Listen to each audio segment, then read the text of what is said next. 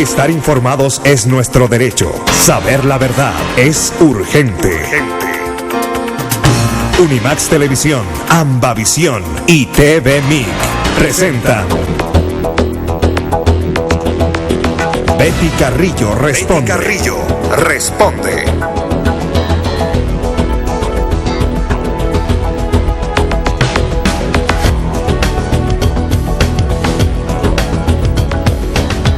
Amigos televidentes, un placer estar con ustedes. Bienvenidos a un programa especial en el que abordaremos uno de los temas que ha traído interés entre todos los ecuatorianos durante estas últimas semanas.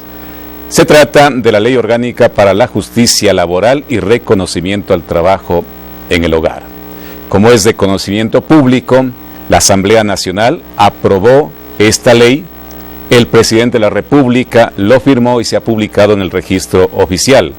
Está vigente a la espera también de la redacción y elaboración del reglamento que permitirá aplicar algunos artículos que obviamente necesitan de esta reglamentación para su aplicación en un 100% de este marco jurídico y legal para todos los ecuatorianos.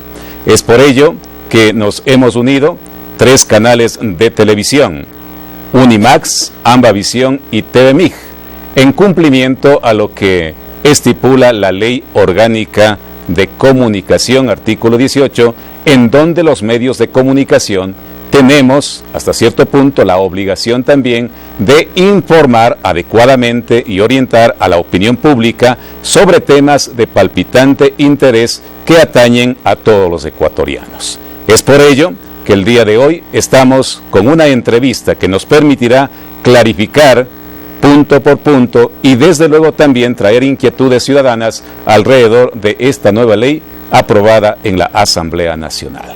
A continuación les presentamos el perfil de nuestra invitada.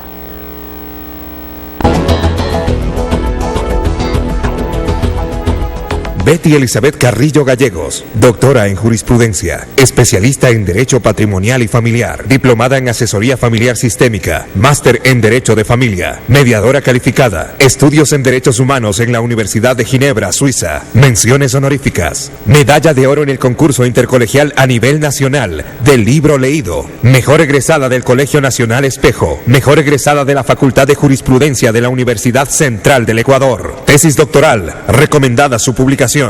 Proyectos desarrollados en la provincia de Tungurahua. Creación del primer centro de atención contra el maltrato infantil en la ciudad de Ambato. Creación del primer centro de mediación en la ciudad de Ambato. Creación de la primera oficina jurídica gratuita interdisciplinaria, abogados, psicólogos y trabajadores sociales para la atención de personas de escasos recursos económicos.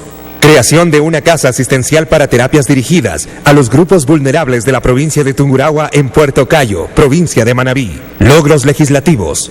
Única asambleísta reelecta en la provincia de Tungurahua, presidenta de la Comisión Ocasional de Comunicación, presidenta de la Comisión Permanente de Derechos de los Trabajadores y Seguridad Social, la segunda asambleísta más influyente en las redes sociales, entre las 10 asambleístas con mayor participación en los debates.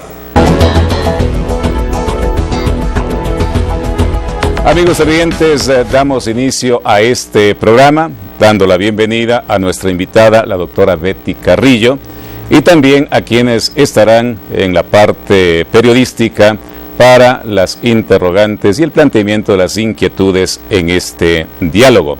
Nos acompaña Guillermo García de Unimax Televisión y nos acompaña también Sandrita Mejía de Ambavisión.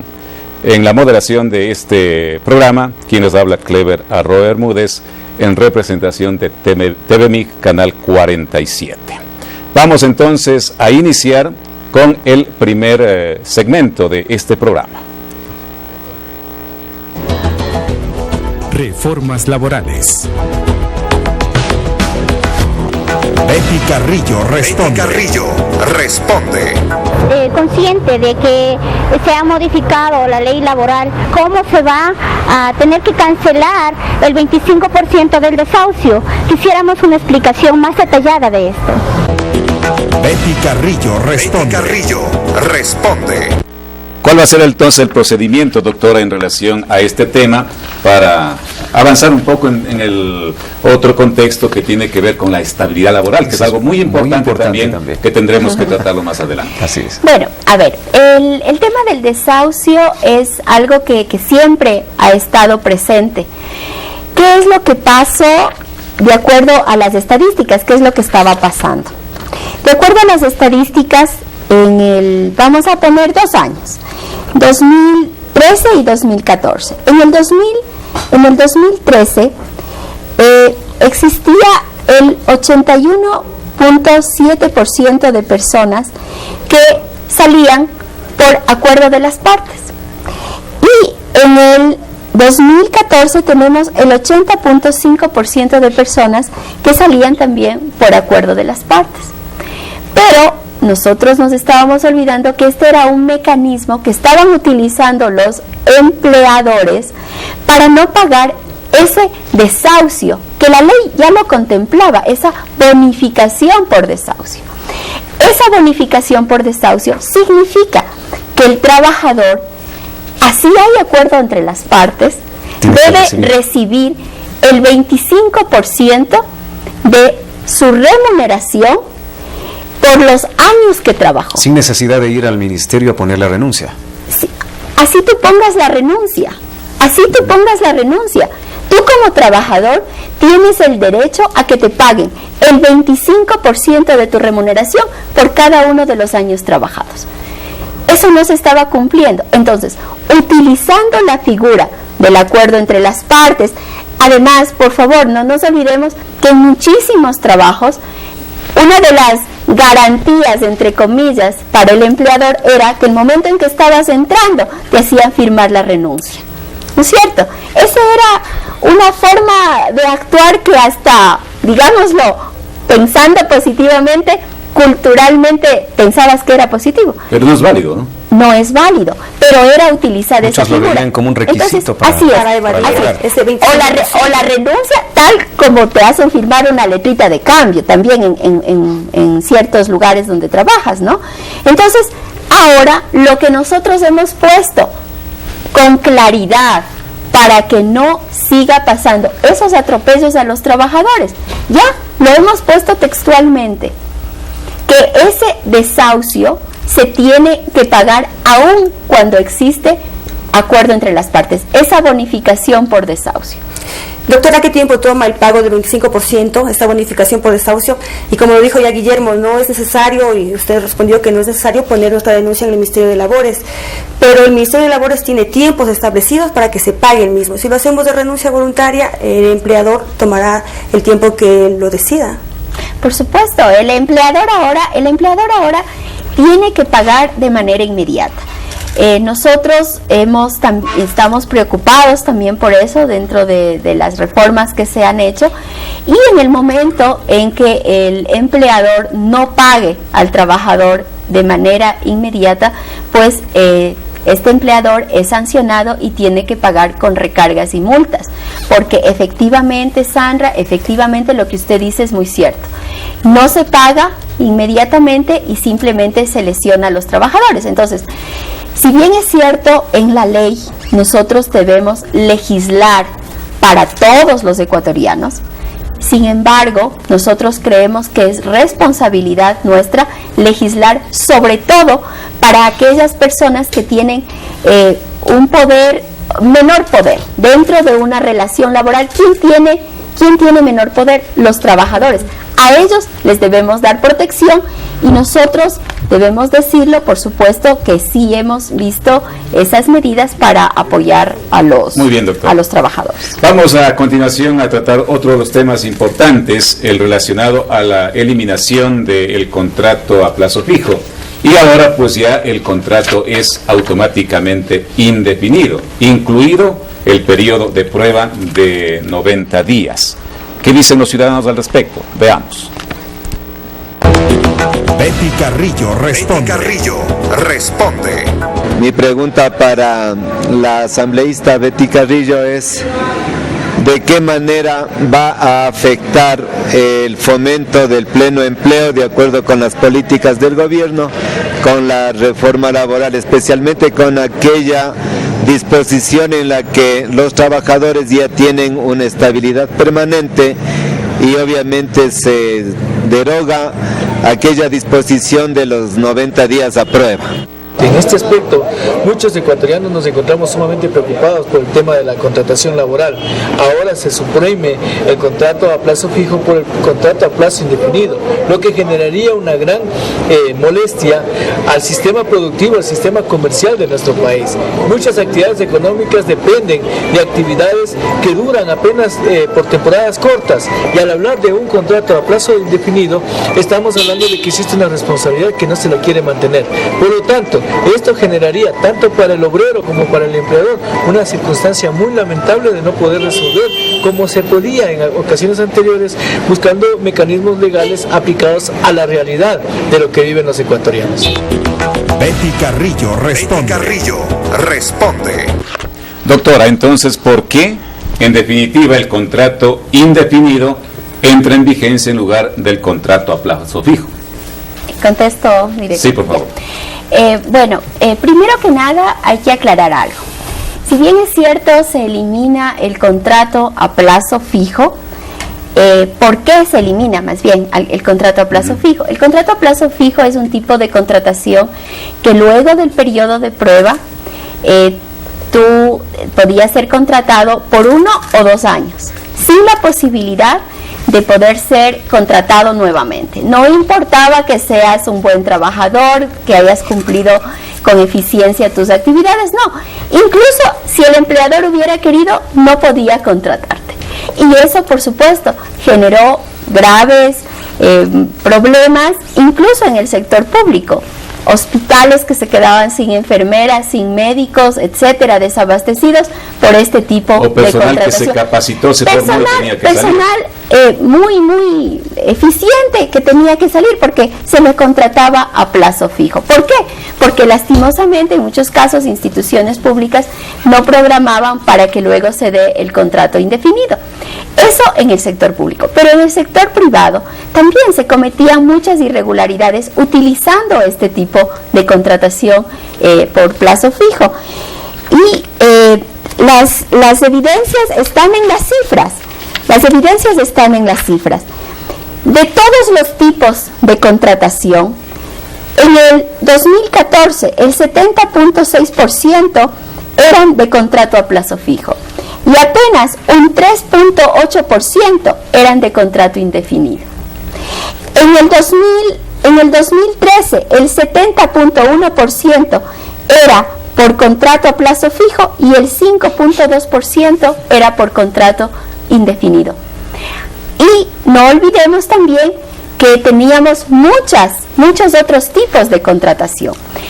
Esos otros tipos de contratación, como es a sueldo, de participación, mixto, de temporada, eventual, ocasional, por obra, no se han eliminado. Pero se mantiene, por ejemplo, el expreso tácito, por ejemplo. Claro. Ese se mantiene. Claro. ¿De qué manera se canalizan este tipo de contratos? Es que no se han eliminado.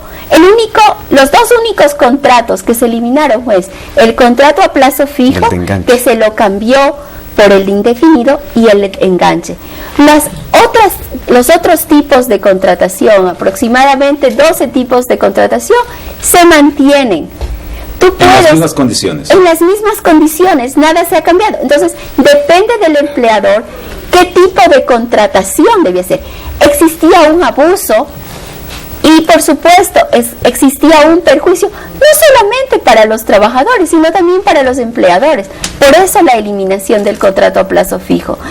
Y por otro lado, el periodo de prueba, decía el doctor Rivera, que se ha eliminado el contrato o el periodo de prueba, algo así. A ver, el periodo de prueba se mantiene.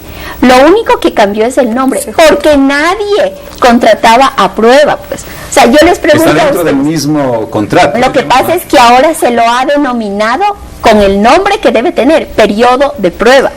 Antes era contrato de prueba, estaba dentro de los tipos de contrato. Pero yo les pregunto, y de hecho se realizó una investigación, nadie firmaba un contrato de prueba, nadie. Entonces es un periodo de prueba dentro del contrato indefinido.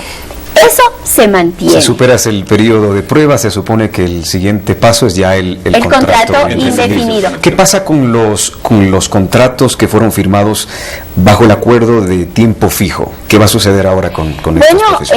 El Ministerio de Relaciones Laborales es el encargado de generar la reglamentación a la ley y nosotros dentro de la ley, en este caso dentro de la ley existe una de las transitorias, está claramente determinado que entrará en vigencia esta normativa a partir de enero del 2016. ¿Por qué esto? Porque por supuesto podía existir la posibilidad de que ya se hayan firmado contratos a plazo fijo y que en este momento estén en vigencia. Entonces, la eliminación del contrato a plazo fijo está a partir del enero del 2016. Los que están en vigencia concluyen el 2015. Exacto, concluyen en el 2015. Y los que se firman actualmente ya corren ya como indefinidos. Sería la nueva, ¿no? ¿Y una empresa cuánto personal, hay un porcentaje que se puede tener a contrato a prueba de 90 días en el caso de primera vez o en el caso de empleadas domésticas 15 días? ¿Cuál es el porcentaje que puede tener el empleador de esta manera? El contrato por plazo fijo no va a volver a tener, no puede tener. Ya no, se acabó, no existe. Se elimina ese tipo de contratación. Entonces, ya las empresas, ni las instituciones públicas, ni las instituciones privadas pueden contratar por esta modalidad. Si requiero que algún trabajador, esté laborando por un determinado tiempo, ¿cómo lo harían algunas instituciones que lo requieran? Esa pregunta es súper importante porque eso me lleva a recordarles a los ciudadanos que ahora nosotros hemos incorporado adicionalmente o los otros tipos de contrataciones que se mantienen, que están ahí vigentes, que no han cambiado las características, se incorporó otra modalidad de contrato que es la contratación por obra o servicio dependiendo del giro del negocio. Esto significa, por ejemplo, si es que tú en tu negocio quieres hacer una actividad determinada, pues puedes contratar para lo que deseas contratar. ¿Cómo evito aquí la tercerización, doctora? ¿Podría estar esa sombra detrás con este tipo de propuestas? No, esta figura no busca evitar la terciarización, porque recordemos que esto ya se acabó. A inicios del gobierno fue una de las primeras acciones que se tomaron, terminar con la terciarización. Entonces, lo que existe en este momento es la posibilidad de contratación por servicios complementarios o de servicios profesionales que lo hacen determinadas empresas. Dicho sea de paso, la Comisión de los Derechos de los Trabajadores y Seguridad Social ha hecho varias inspecciones en empresas en donde han pretendido abusar de este tipo de contratación y no han estado entregando todas las garantías que deben tener los trabajadores. Nosotros hemos tomado cartas en el asunto y conjuntamente, dentro de nuestra tarea de fiscalización hemos exhortado al Ministerio del Trabajo para que tome medidas y sanciones a esas empresas que no están utilizando bien. Pero la terciarización fue una de las primeras medidas en favor de los trabajadores que tomó este gobierno. Muy bien, doctora. Vamos de inmediato también a tratar otro de los temas importantes que está dentro del contexto de esta nueva ley. Hablamos de las reformas a la Ley de Seguridad Social, en donde pues obviamente estamos hablando del retiro del 40% del Estado como aporte para las pensiones jubilares. Estamos hablando pues de algunos temas que ya más adelante los estaremos tratando aquí en este diálogo. Veamos qué dicen los ciudadanos en relación a estas reformas a la Ley de Seguridad Social. Financiamiento al IES. Betty Carrillo responde.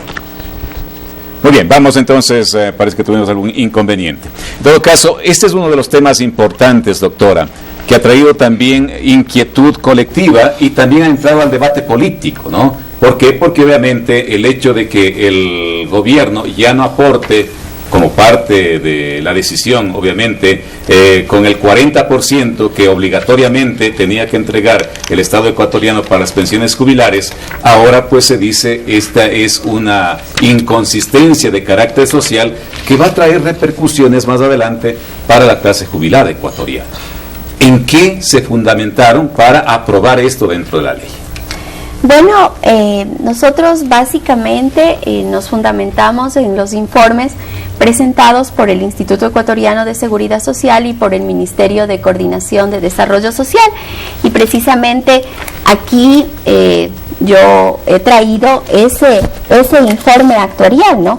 Ese informe actuarial ¿qué dice qué? En síntesis. Que nos dice que dentro de las pensiones jubilares en este momento existe incluso un superávit en ese pago, de que el Estado en este momento no requiere, está garantizado, dice el informe actuarial, para 25 años esta posibilidad de pagarles a los jubilados.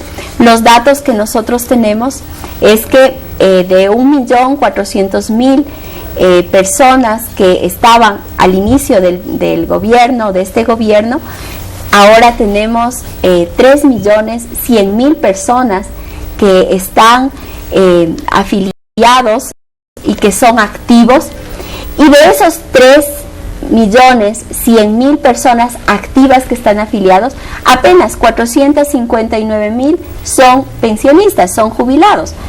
Entonces, solamente con este hecho, nosotros tenemos que por cada pensionista, 7 personas van a aportar.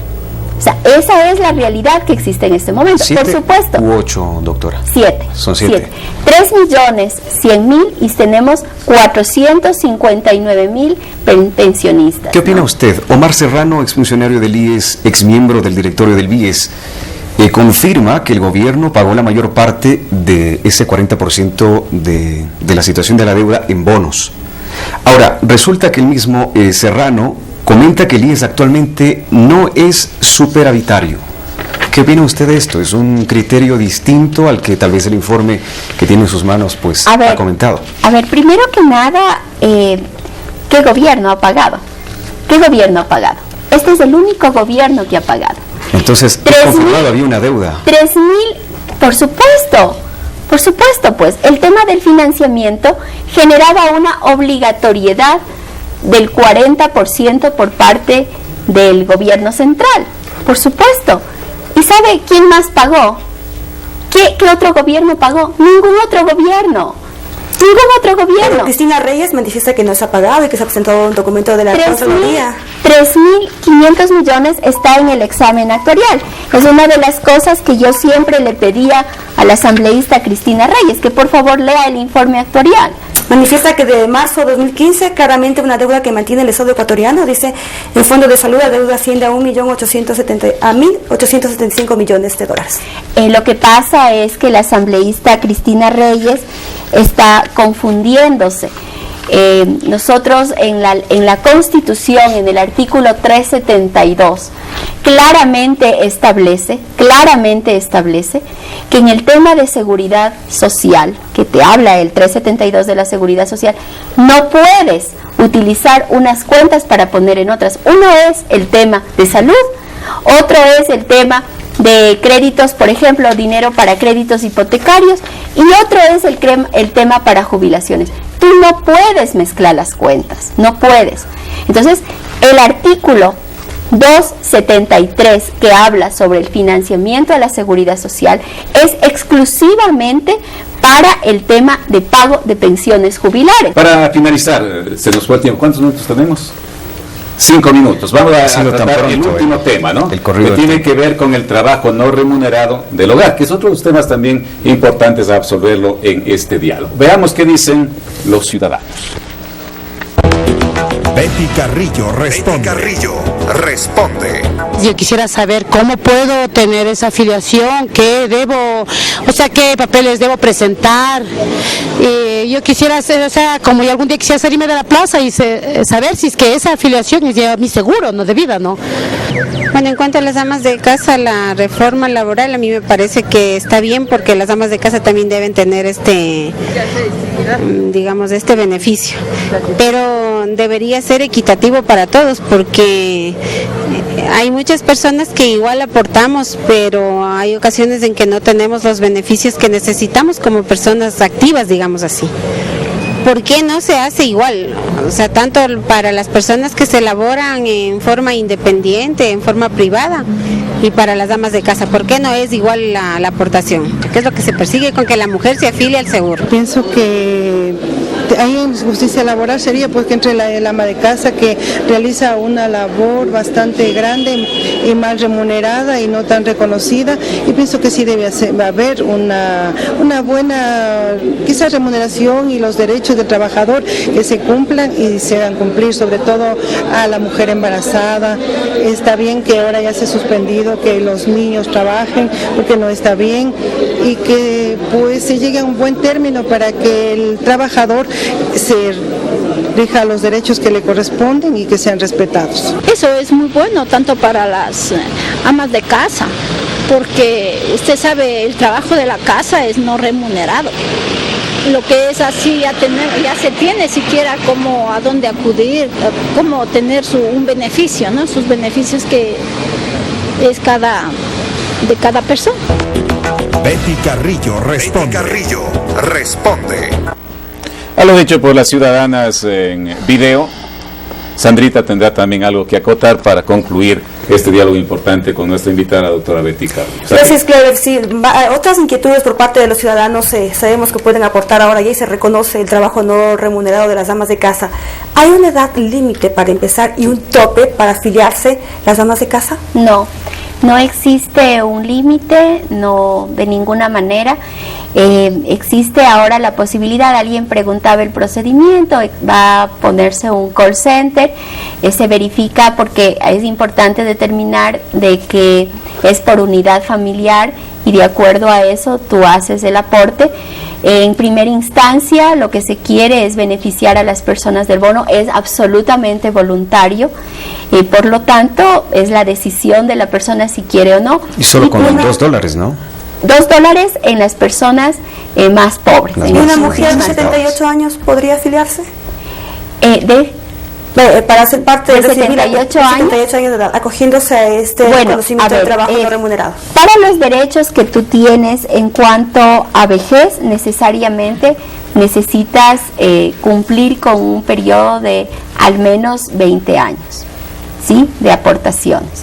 Pero hay otros espacios importantes en donde tú sí puedes acogerte. Por ejemplo, en el tema de muerte, con 6 aportaciones, si es que tú estás entre 15 y 25 años de edad, ya te acoges.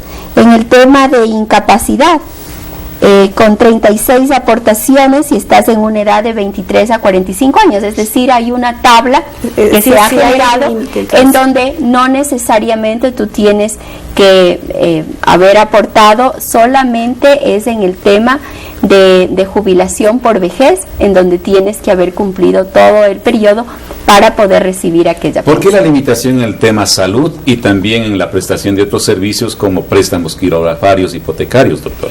Porque lo más importante en este tema, si es que el Estado ya está contribuyendo y si es que el Estado está dando un aporte muy grande. Pensemos que cuando tú recibes, cuando tú te afilias voluntariamente, tú pagas más de $70, $72, ¿no es cierto?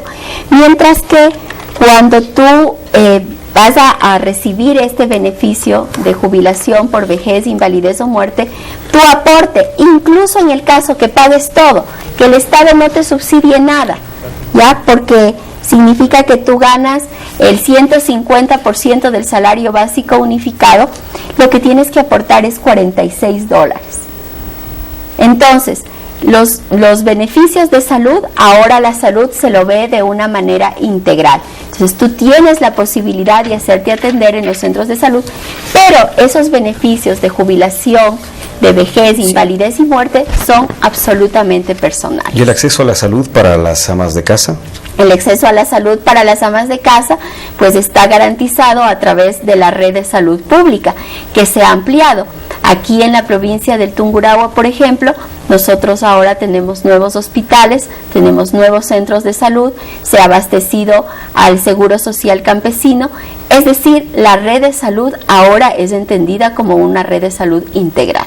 Doctora, muchas gracias por acudir a este diálogo y de alguna manera satisfacer las inquietudes múltiples que existen en la colectividad ecuatoriana y particularmente en la región centro del país, a donde llegamos con la transmisión de este programa. Queda en el análisis de ustedes, amigos televidentes y radioescuchas, el valorar lo bueno que traiga en sí este nuevo marco jurídico que está ya en vigencia para todos los ecuatorianos, la Ley Orgánica para la Justicia Laboral y el reconocimiento al trabajo en el hogar. Obviamente, habríamos querido profundizar más algunos temas de trascendencia para que ustedes tengan mayor claridad, pero el tiempo obviamente no nos ha permitido.